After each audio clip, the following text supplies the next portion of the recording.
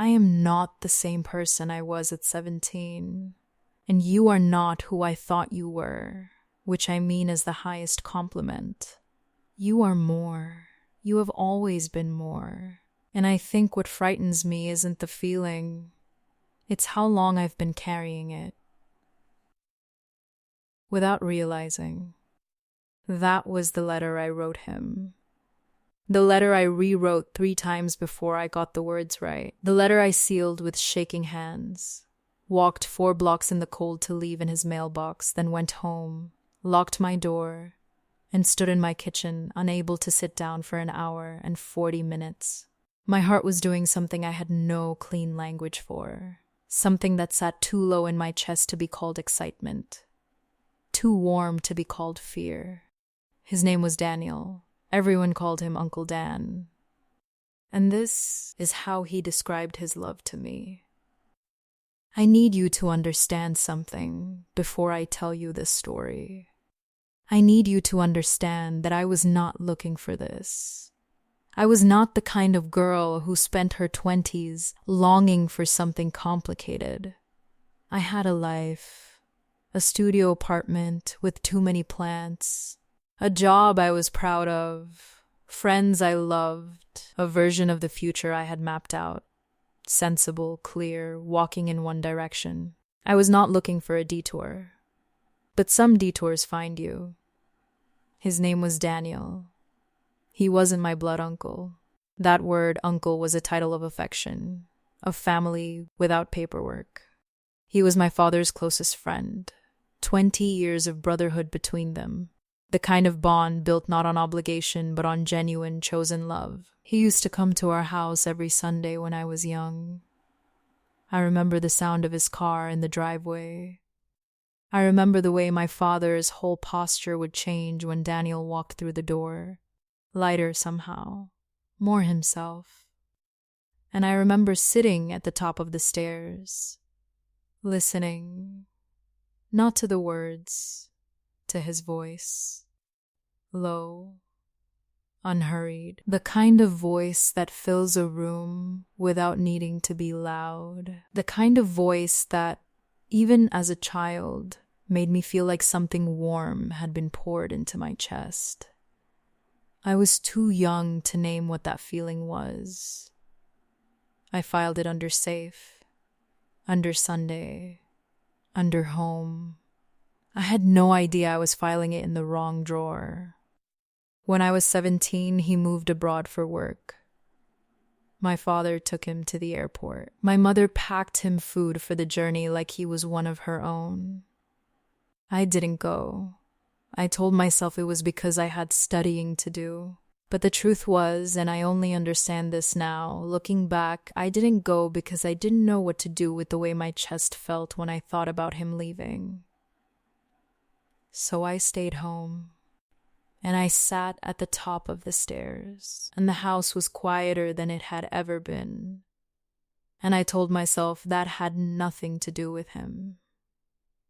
I was 25 the first time I saw him again. I want to be precise about this moment. I want to give it the detail it deserves, because this is the moment everything split into, before and after. And I didn't even know it yet. I was at the arrivals gate, waiting for my mother, flying in from visiting relatives. I had a coffee that had gone cold because I'd been standing there for 40 minutes. I was wearing a pale yellow dress, the kind that moves when you walk, thin fabric, not entirely appropriate for an October afternoon, but I'd come straight from a client meeting and hadn't had time to change. My hair was down. I almost never wore my hair down. I was distracted, half present, scrolling through my phone with the glazed expression of someone who had been awake since 6 and hadn't eaten since noon. And then I heard someone say my name, Mia, not loudly, carefully, like the word was fragile, like they were testing whether I was real. I looked up. And the world did something strange. It narrowed. Everything in my peripheral vision blurred. The crowds, the noise, the arrivals board, and there was only him, Daniel, standing 15 feet away with a travel bag over one shoulder and a dark coat that hung off him the way expensive things do, effortlessly. His hair had silver at the temples that hadn't been there before. His jaw was sharper. His eyes, the same eyes I remembered from childhood Sundays, that particular shade of deep brown, were looking at me with an expression I had no category for. Something between recognition and wonder, like he had been expecting to see a girl and found a woman instead. "Mia," he said, and I said, "Uncle Dan," and we both laughed, the slightly overwhelmed laugh of two people caught completely off guard, and then we hugged. The way you hug someone you haven't seen in years, arms all the way around, firm, long. The kind of hug that says you were missed in ways that were inconvenient. He smelled of cedar and cold air and something underneath both of those things that I couldn't name but recognized on a cellular level. When we pulled apart, and I say pulled apart, but we only pulled back by inches, not all the way. We stayed close in that particular way people do when they are not quite ready to create distance. I noticed several things simultaneously. I noticed that he was broader than I remembered, that the years had settled into him like ballast, made him grounded in a way that younger men rarely are. I noticed that he was looking at me the way you look at something you are recalibrating your entire understanding of. And I noticed that my pulse, somewhere between my throat and my chest, was behaving in a way that had absolutely nothing to do with the cold coffee in my hand. I filed all of it away. I told myself it meant nothing. I was very, very wrong. He was back in the city for a project. 6 months, maybe longer. My parents insisted on a welcome home dinner. Of course they did. It was a Saturday in late October, the kind of evening where the light through the windows goes amber and thick and the whole world feels like it's slowing down. My mother made his favorite roasted lamb, herbs from the garden, bread that was still warm when we sat down. My father opened the wine he'd been saving. The table was set with the good dishes, and I spent 45 minutes in my room deciding what to wear, which told me something. I chose a burgundy blouse, deep neckline, not scandalous, but deliberate. I wore my hair up, which was somehow more intentional than wearing it down, the way revealing your neck is always a more loaded thing than you admit when you're doing it. I went downstairs. He was already there. He was standing in the kitchen talking to my mother, and he looked up when I walked in, and something happened in his expression. Fast, controlled, professional, but I caught it. A flicker. Gone in less than a second. But I caught it. Dinner was warm and easy in the way all things are when people who genuinely love each other sit in the same room. My father told old stories.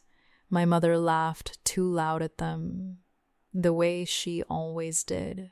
Daniel was relaxed, generous, full of the kind of easy charm that came from decades of knowing how to be comfortable in a room. But every few minutes, his eyes would find mine across the table. Not constantly, not obviously, just enough. Just enough to make me acutely aware of my own hands, of the way I was sitting, of the fact that I had chosen this blouse for a reason I wasn't ready to examine. He spoke about the years abroad, the loneliness, he said, without self-pity, just plainly, the way honest people describe hard things. The beauty, the winters, the particular grief of becoming someone in a place where no one knew who you used to be. The hardest part, he said, and he was looking at my father, but I felt the words land somewhere against my sternum, was not having anyone to come home to. I looked down at my wine. My neck was warm. I told myself it was the room. After dinner, while my parents cleared the kitchen, he and I sat in the living room. My father had put a record on before he disappeared. Old jazz, the slow kind, the kind that makes a room feel like somewhere else entirely. And we talked about my work, design, color, the particular satisfaction of making something beautiful from nothing, about his architecture, how he'd shifted into sustainable design, the ethics of building in a world running out of resources, about books, about the city, about the specific strangeness of being an adult who still sometimes felt like a child wearing someone else's life. He laughed at that last one. You always said exactly what you thought, he said. Even when you were small, you used to sit at the top of the stairs and listen to everything. My breath caught. He remembered. He had noticed. All those Sundays, all those hours I spent invisible on the stairs thinking I was just part of the furniture of the house, he had seen me. I was annoying, I said, because I needed to say something. You were refreshing, he said. And the way he said it, quietly, unhurried, with his eyes on me in a way that didn't look away when I met them, turned it into something that wasn't really about being 12 years old on a staircase at all. I changed the subject. But my hands were folded in my lap, and I was pressing my own fingers together in a way that suggested my body had understood something my mind was still refusing to process. Over the following weeks, we saw each other regularly. Sunday dinners, occasional afternoons when he came to sit with my father, coffee with my mother on Wednesday mornings, which she mentioned to me in a tone of pure innocence every single time, as though I might not understand the information she was transmitting. And always, there would be a moment where the others would disappear, and it would be just him and me. A few minutes here, a few minutes there. They piled up the way small things do, unnoticed until suddenly impossible to ignore. He remembered things I said, not just the big things, small ones. An offhand comment about a restaurant I wanted to try, a book I'd mentioned once in passing. He filed them away and brought them back later with a particular kind of precision that made me feel both seen and destabilized in equal measure. Until one Thursday evening, my phone lit up with his name. He'd walked past the gallery near my studio. He'd seen something in the window that had made him think of a conversation we'd had 3 weeks ago. He thought I should see it. I stared at his message for a long time. The cursor blinked. I typed back, "Show me." I met him outside the gallery at 7. The city was that particular blue it goes in October evenings, cold and clean, wood smoke somewhere in the air, the light warm in the shop windows. He was there before me, hands in his coat pockets, breath visible, and when he saw me cross the street, I watched his face from half a block away, the way you do when someone doesn't know you're looking. He smiled. Not the wide social smile I'd seen him deploy at dinner parties. The real one. The smaller one. The one that started in his eyes before it reached his mouth. The one that looked involuntary. We walked for 2 hours. We talked the way people talk when they're trying to cover the thing they're actually talking about. Literature, design, the state of cities. He had opinions and he held them lightly, the way intelligent people do, willing to be changed, willing to be wrong. At some point our arms were brushing as we walked through the narrower streets. At some point neither of us shifted away. At some point the inches between us had reduced to something that wasn't exactly touching, but was close enough that every time we rounded a corner and our shoulders made contact, My awareness sharpened in a way I felt from my collarbone downward. We stopped on a bridge. The river below was black silk. Streetlights dragged across its surface. The whole city spread out around us, noise and light and the particular loneliness of beautiful things seen with someone you are not yet allowed to want. He was standing very close, closer than necessary. He was looking at me like I was the most interesting thing in his entire field of vision. Not the view, not the city, not the river. Me. And the wanting, God, the wanting of it, settled into me then like warm liquid filling a cold space. This ache that was not yet named. This pull that had been building since an airport arrival's gate 3 weeks ago. I looked at the river because if I looked at him, something was going to shift that I didn't know how to shift back. But I felt his gaze on the side of my face like heat from a fire. And I didn't move away. My parents had gone to visit my aunt for the weekend. I was home, their home, where I'd grown up, where I was staying for a few months between apartments. I had the place to myself, which I loved in theory and found unexpectedly hollow in practice. I lit candles, because winter evenings and empty houses demand candles. I poured a glass of wine I hadn't earned. I put music on low, a French singer, old recording, a woman with a voice like smoke and slowly extinguished things. I was halfway through a book I wasn't retaining. My mind kept pulling elsewhere, kept pulling to him, which I was aware of and choosing not to investigate. At 8 o'clock, someone knocked on the door. I wasn't expecting anyone. I opened the door, and there he was. Daniel, standing in the rain, not dramatically drenched, not cinematic, just damp around the shoulders the way you get when you walk somewhere without fully committing to an umbrella. He was holding a bottle of red wine, and he was looking at me with an expression I had never seen on him before. Uncertainty. Actual uncertainty. On a man who had always struck me as permanently, infuriatingly grounded. The kind of man who moves through rooms like he belongs in all of them. He looked at me like a man standing at the edge of something he had decided to jump from, but had not yet moved his feet. "I hope this is all right," he said.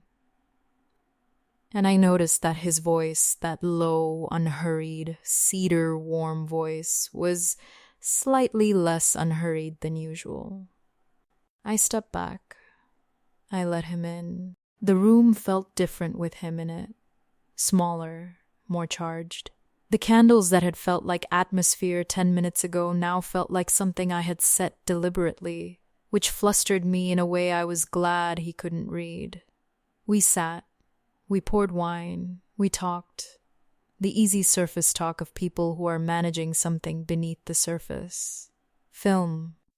An exhibition opening next week. The way the city feels different in winter. But underneath all of it, there was something pressing upward. A pressure. The way the whole atmosphere in a room changes before a storm, everything sharp and electric and held very still. I was aware of the distance between us on the couch. Acutely, specifically, embarrassingly aware of it. The 4 inches of space between his hand and my knee. The fact that every time he turned to look at me, I had to make a conscious decision about where to put my eyes. Then, after the second glass, he set his wine down on the table. He turned to face me properly. Knees angled toward me, shoulders square, that careful deliberateness of a man who has decided. And he said, "Can I say something?" And I said, "Yes." But what I meant was, I already know, and I've been waiting for you to say it. He looked at his hands first. Those hands, architect's hands used to precision and scale, to holding large things lightly. I had noticed them more times than was reasonable over the past several weeks. The particular steadiness of them. He looked at them, then he looked at me, and he spoke. Slowly, carefully, the way he did everything, with weight, with intention, like each word had been considered from multiple angles before being released into the air between us. I don't know when it happened, he said. I have been trying for weeks to find the specific moment to point at it and say that. That's where it changed, and I can't find it. He paused. It might have been the airport. It might have been earlier. It might have been some moment so small I didn't register it as significant at the time and only understand now what it was. I was not breathing in any meaningful way. I know who I am to you, he said. I know the weight of that word, uncle. I know what it carries, and I am not asking you to pretend it doesn't exist. His jaw tightened slightly. But I cannot look at myself honestly, and you know how seriously I take honesty, and keep pretending that what I feel when I am with you is uncomplicated friendship. The fire shifted, a log settling. It is not, he said. It hasn't been for a while. I want to be in the room you're in, he said. I want to know what you're thinking.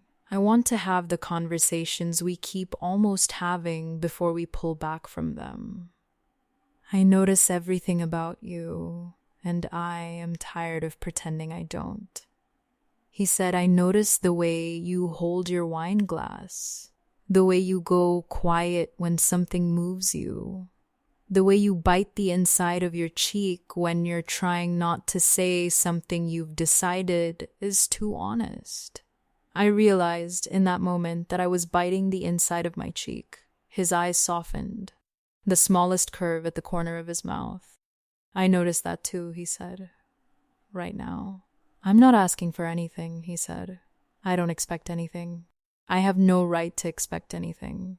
I am telling you because you deserve to be seen, not as someone's daughter, not as the girl from the stairs, not as a category or a memory, but as the woman sitting in front of me right now. He paused one last time, and his voice, when it came again, was the quietest it had been.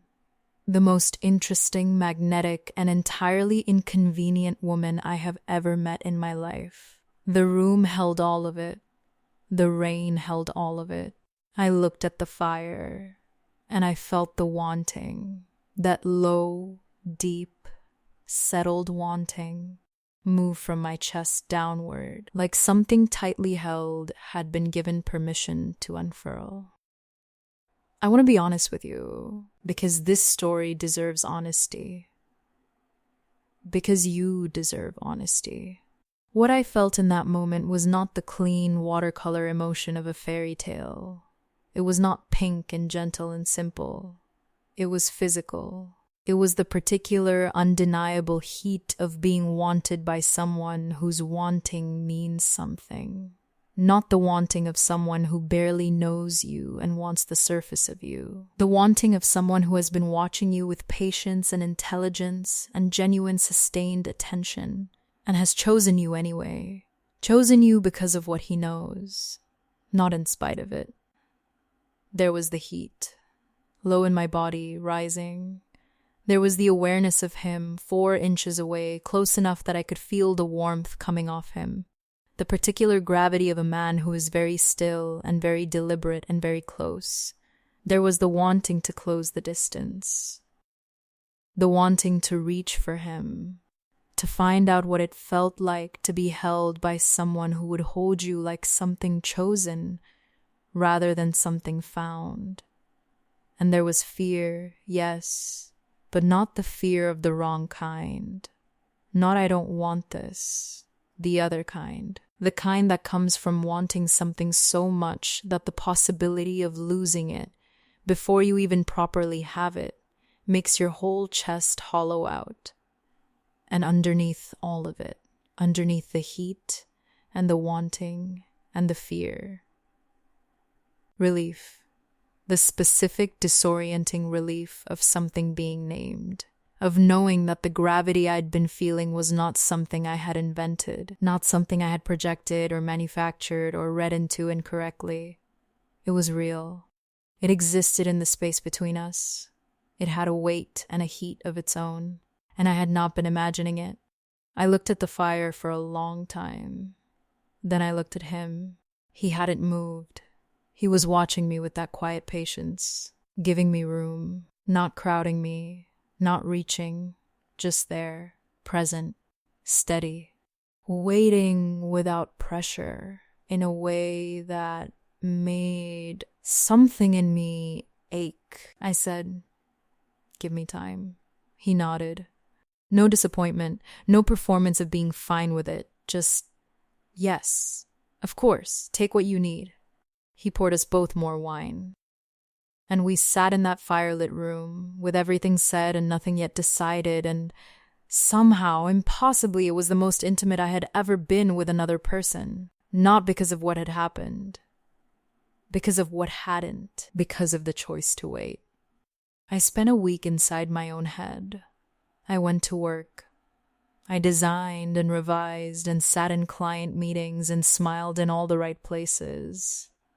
I called my best friend Elena and sat at her kitchen table on a Wednesday afternoon and told her everything. I watched her face cycle through surprise, then genuine confusion, then a long silence that meant she was actually thinking rather than reacting. Then she said, "But do you want him?" Not, "Is this sensible?" Not, "What will people say?" Not, "Have you thought about how complicated this is?" Just, "Do you want him?" And I said, "I don't know how to want something this much and still be unsure." And she said, "That's not a no." On the 7th night, I sat at the desk in my childhood bedroom at 2 a.m. with a piece of paper, actual paper, and I wrote him a letter. I wrote it 3 times. The first draft was too measured, too armored. It read like a business proposal. "Here are the terms and conditions of my feelings. Please review and respond at your earliest convenience." I tore it up. The second was too much, flooded. Everything I had been containing for weeks, pouring out in a way that was true but overwhelming. Too naked. I tore that one up too. The third draft was just honest, simple, imperfect, real. It said, "I am not the same person I was at 17, and you are not who I thought you were," which I mean as the highest compliment. You are more. You have always been more. And I think what frightens me isn't the feeling. It's how long I've been carrying it without realizing. I'm not afraid of you. I'm not afraid of what people will say, though I know they will say something, because people always do about the things they can't categorize. What I'm afraid of is wanting something this real, and somehow getting it wrong, and losing you in every form in the process.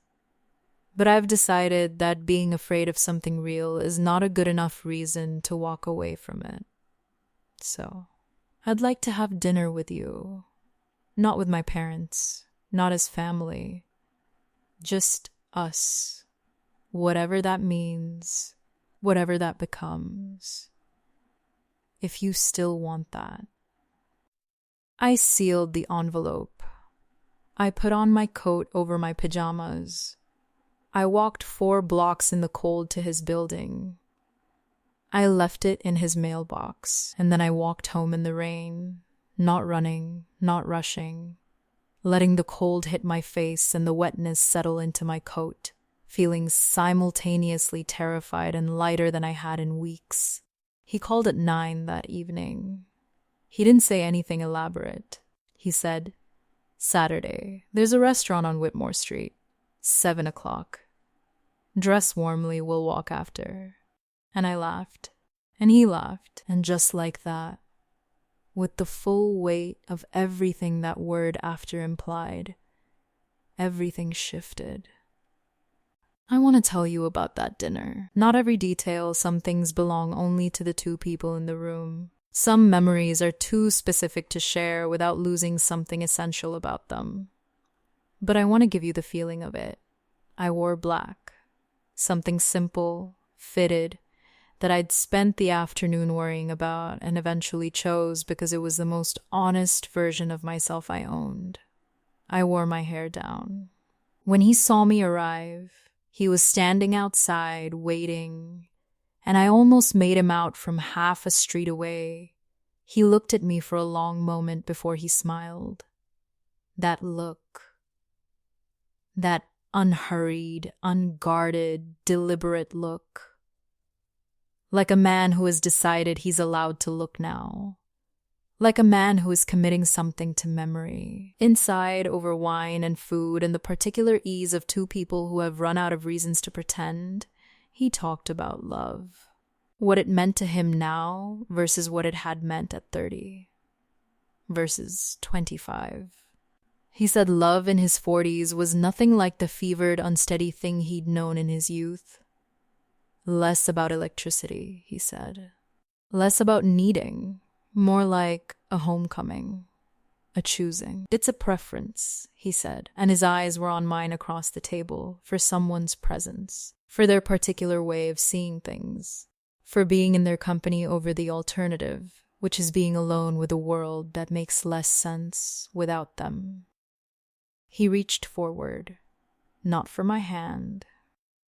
He moved the candle slightly to the side, so nothing was between us, so he could see me properly. When I am with you, he said, things make sense. And when I am not, I am aware, in a way I was not before, that they don't. I looked at him across that table, the candlelight doing something extraordinary to the angles of his face, the silver at his temples, the absolute grounded certainty in his eyes, and I felt something in me stop bracing, stop waiting for the reason to leave, stop holding the door. I reached across the table. I took his hand. He turned it over, palm up, and held mine. His thumb moved once across my knuckles. Once, slowly. And that single, quiet movement, the most modest physical thing in the world, was more intimate than anything I could name. Because it was chosen. Deliberate. The gesture of someone who is no longer pretending. We stayed like that for a long time. Not talking, just there. In the warm light, with the noise of the city around us, and the wine between us, and his hand holding mine, finally, like I was something he'd been careful with for a very long time. I will not pretend what came after was seamless, because love is never seamless. Not the real kind. The real kind has weight and complication, and the particular friction of two lives that did not originally plan to become one. There were conversations, difficult ones, with people we both loved, people who didn't understand immediately, who needed time, whose concern came from a place of love, even when it felt like a wall. There were my own moments of doubt, not about him, but about myself, about whether I was brave enough for something this real, something this exposed. And there were nights, early nights, when everything was still new and delicate, where I would lie awake beside him, listening to him breathe in the darkness, and feel something so overwhelming and so enormous that I didn't have words for it. The feeling of having chosen something and being chosen back, equally, completely. What I discovered about love, about this love specifically, was that it felt entirely different from anything I had believed love felt like. I had expected it to feel electric, to feel like standing on the edge of something. It didn't. It felt like the opposite. It felt like being inside somewhere, out of the wind, like a room where The temperature is exactly right and you don't have to adjust yourself to tolerate the environment. You simply exist in it fully, without editing. He loved me without flinching. He loved the version of me that was uncertain and the version that was overconfident. The version that talked too fast when she was excited, and the version that went completely silent for 20 minutes when something moved her deeply. The version that left coffee cups in unreasonable places, and the version that woke at 5 in the morning with ideas she needed to write down immediately. He loved it. He had been paying attention long enough to love the whole thing, not the performance, the person. On the night I finally said it, out loud, with my full voice, both hands around his face, that I was in love with him, he didn't react with triumph. He didn't perform relief. He just looked at me, that quiet, steady, unhurried look, and drew me in close. And he said, against my hair, in that low voice that I had loved since I was a child on a staircase without understanding why, I know, I've been waiting for you to know it too. And I pressed my face into his shoulder, and he held me with the particular certainty of a man who has decided, who has already done the interior work, who is not afraid of the thing he's holding. And I let myself be held completely, for the first time, without reservation. We are back where we started. That letter. That rainy Tuesday. Those 3 drafts before I found the words that were actually true. I want to tell you something before I go. Not advice, I'm not qualified for that. Just something true from someone who has been exactly where some of you are sitting right now. Love, real love, the specific and inconvenient and entirely worth it kind, almost never arrives on schedule. It doesn't respect the categories you've built. It doesn't wait until your life is arranged correctly, or until the timing makes sense, or until the person fits the template you drafted in your 20s with so much confidence and so little actual experience. It arrives when it arrives, in airport arrivals halls, in firelit rooms on rainy evenings. In the quiet space after someone says, "Can I say something?" and you already know, you have always known what they're going to say. What frightened me was not the feeling. It was how long I had been carrying it without letting myself look at it directly. The longing that I had labeled something else. The pull that I had called habit or comfort or familiarity, because calling it by its real name required a kind of courage I wasn't sure I had. But here is what I know now, on the other side of all of it. The real things are worth the courage. The real things, the ones that make no clean sense on paper, the ones that require you to have hard conversations and sit with uncertainty and risk looking foolish, those are the ones that last. Because they are built on actual truth, not performance, not convenience, not the relationship that was easiest to explain to other people. Truth. And you cannot build anything lasting on anything less. Uncle Dan, Daniel, mine. The man who came back into my life on an ordinary Thursday, travel-worn, silver-templed, holding a bottle of wine and a look on his face I will spend the rest of my life being grateful he did not hide, who said, "Can I say something?" and then said the truest thing anyone has ever said to me. If you are sitting somewhere right now, in your bedroom, on your commute, folded into your couch at midnight, and there is someone in your life that you are pretending you don't feel the way you feel about, I want you to hear this. The feeling is not the problem. The silence is the problem. This has been Romance Hub. If something in this story touched something in you, something you recognize, something you haven't named yet, something you've been pretending is smaller than it is, leave it in the comments. I read every single one. Every single one. And until next time, choose the real thing. It will always cost you something. It will always be worth it. Like, subscribe bell on new stories every night.